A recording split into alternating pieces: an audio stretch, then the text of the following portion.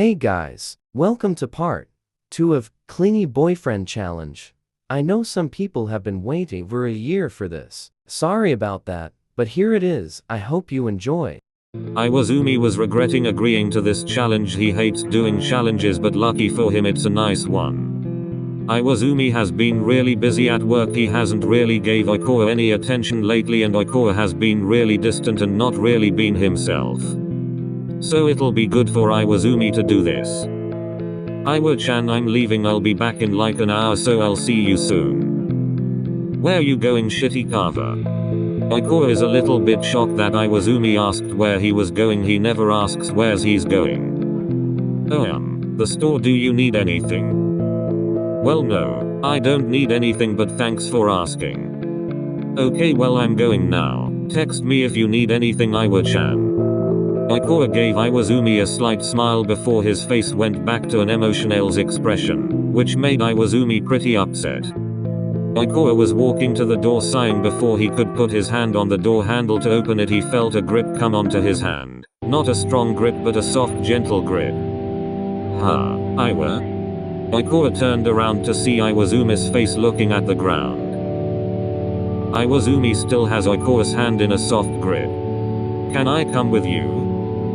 Oikawa's face filled with confusion, was wondering why Iwaizumi wanted to come with him. Of course you can, Iwa, but why? You never want to come with me to the store. Well, I'll miss you, and I want some ice cream anyways. Oikawa's face filled with shock after Iwaizumi would miss him, when he's only going to the store. You'll miss me? Are you feeling alright? Are you ill? Iwaizumi's face flared with redness when Oikawa had said that. Iwaizumi let go of his hand and started to walk away from Oikawa. Whatever, it doesn't matter, you can just go on your own since it's such a big deal that I want to go. Iwa, I was only joking. My love, of course you can come with me. Don't get mad at me. Iwaizumi turned around and sighed. Sorry Shitakawa, but let's go, I want that ice cream. Oikawa laughed, then opened the door for them to leave. Once they have left the house, there was an awkward silence between them both before Iwaizumi had started to speak to Oikawa. Carver, can I ask you a question? Yeah, what is it?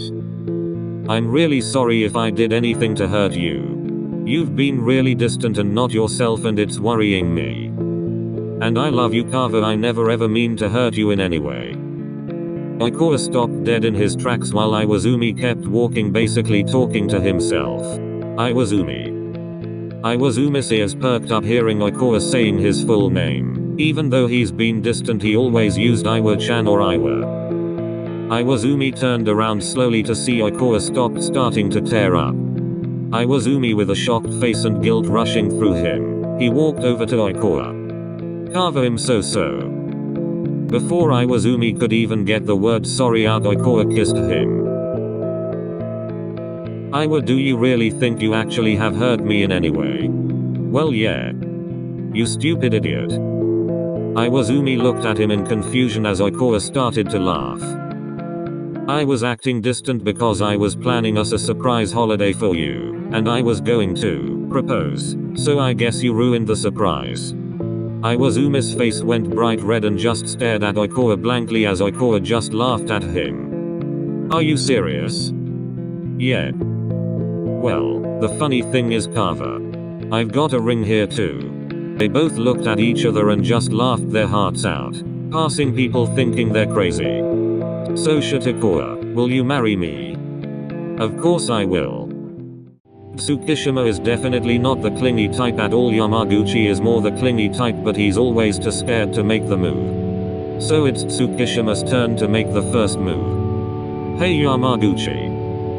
Yamaguchi just sitting on the couch, until he heard the subtle hey Yamaguchi. He turned around to see his tall boyfriend staring at him, looking like he wanted to say something. You okay, Tsuki? Oh yeah, what you watching? Tsukishima walked over to where Yamaguchi was, and sat down next to him. Tsukishima was admiring how perfect his boyfriend is, and waiting for him to say something back. Oh well, nothing really actually, I just have the news on. Because me and Hinata are going out for the day. Oh, okay. Yamaguchi looked over at Tsukishima as he had a salty face on him. I don't have to go out. I can just tell Hinata I'm sick if you would like. Usually Tsukishima would be like no just go out, but he was actually in a pretty clingy mood. Tsukishima turned around so he was facing Yamaguchi and grabbed both of his hands. Don't go. Tsukishima then laid on top of Yamaguchi closing his eyes going for a nap. Okay Tsuki. But are you okay? Perfectly fine since staying here. Yamaguchi went red as a tomato, but he started to play with his boyfriend's hair. Yamaguchi laid down while still playing with his boyfriend's hair and put on Jurassic Park because Tsukishima loved Jurassic Park. I love you so much Yams. Forget that. I love you too Tsuki. Why do I always do these stupid challenges, especially today out of all days? Today was the day Lev comes back home. Lev has been with his family for a couple of months, but Yaku would be lying as he said he didn't miss Lev. Lev is always quite busy, but yet he always manages to find time for Yaku. So Yaku felt guilty for not making as much time for Lev, so this challenge will be good. Yaku was scrolling through his phone impatiently waiting for Lev to come home. Where is he? Yaku heard the door starting to open and he practically jumped out of the couch. Maria, I'm home. To Lev's surprise, Yaku was already standing right in front of him. Oh, were you waiting for me at the door this whole time? Yaku couldn't help but smile at how stupid he was. He missed Lev so much. Yaku basically jumped onto his tall boyfriend. Lev almost fell back out the door, but he found his balance holding his smaller boyfriend in his arms. Hey, you stupid beanpole, what took you so long? Lev felt his heart melt into ice cream, seeing how much Yaku had missed him. He's so cute. Oh Mori, I missed you too. I'm sorry, did I really take so long? Yes, I thought your plane had crashed or you got into an accident. Lev let out a chuckle. Yaku moved Lev's head up and placed a passionate kiss on Lev's lips. Lev turned as red as a tomato when Yaku had pulled away from the kiss. Mori, are you sure you're not dying? No, of course not, idiot. I just really missed you. Lev felt really emotional and held Yaku closer, hiding in his hair. Mori, I missed you so much too. Lev, you're killing me. You're holding me too tight. Suna would not be telling the truth if he hadn't been trying a little more to be touchy with Osamu, but he was just so used to Osamu doing everything. But now that Osamu has opened up his own orgery store, he's been a lot more busy, and Suna can't lie, he misses all the cuddles, kisses and hugs.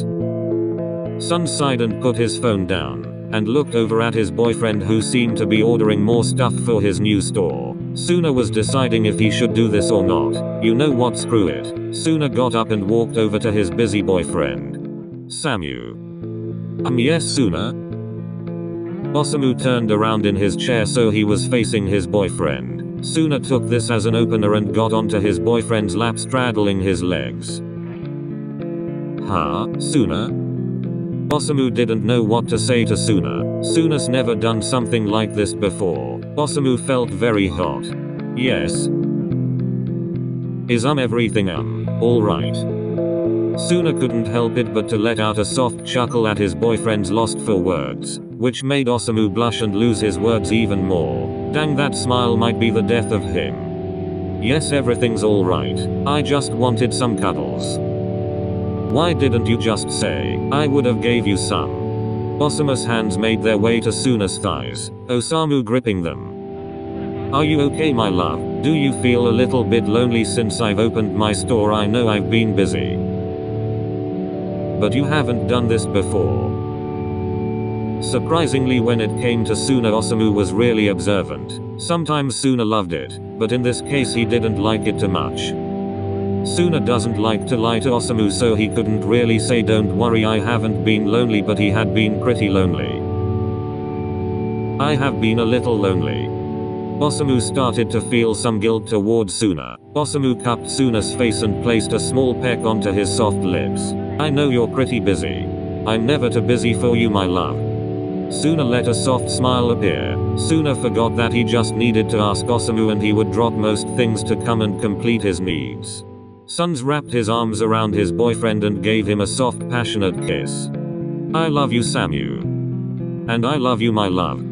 Thank you Sue so much for watching part 2 of Clingy Boyfriend Challenge. And I hope you all enjoyed it as yous did the first one. And I love yous all. Tell me in the comments on what video you would like to see next and what ships should be there. I seen someone said Semi Shira so they can be in the next. Thank you all.